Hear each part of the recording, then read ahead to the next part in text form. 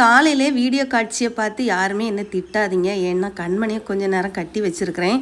ஆனால் கட்டி வைக்கிறதுக்கு நான் என்ன கஷ்டப்பட்டேங்கிறது எனக்கு தாங்க தெரியும். பிடிச்சி அவளை நிப்பாட்டவே முடியலை. கயிறு கட்டுறதுக்கு மட்டுமே பார்த்தீங்களா 10 நிமிஷத்துக்கு மேலே போராடி இருக்கேன். அந்த அளவுக்கு அவளுக்கு இருக்கிற பலம் என்கிட்ட இல்லை. பிடிச்சி கீழே தள்ளிடுவா.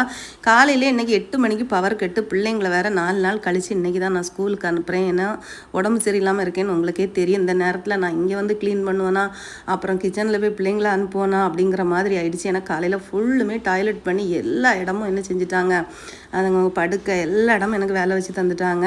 ஒன்றுமே பண்ண முடியலை. காலையில் இத்தனைக்கு 5 மணிக்கு வீட்டுக்காரங்க என்ன பண்ணாங்க, வெளியில் கொண்டு எல்லாம் விட்டு தான் கூட்டிகிட்டு வந்தாங்க. ஆனாலும் வெளியில் பண்ணாமல் இந்த மாதிரி பண்ணி வச்சுட்டாங்க. நைட்டு ஃபுல்லும் வீட்டுக்குள்ளே இருக்காங்க. அந்த மாதிரி எதுவுமே பண்ணுறதில்ல. ஆனால் இன்றைக்கி தான் அந்த மாதிரி துணி பற்றிங்களா அந்த பக்கம் இருக்குது, பெட் அந்த பக்கம் இருக்குது, எல்லா பக்கமும் 2 பேரும் சேர்ந்து ஆட்டம் போட்டு வச்சுட்டாங்க. ப்ரூனவை அந்த பக்கம் கட்டி வச்சுருக்கேன் கொஞ்சம் நேரம் கழுவி முடிக்கிற வரைக்கும். சரியா என்ன பாடுபடுத்துகிற பாருங்கள் நீங்களே.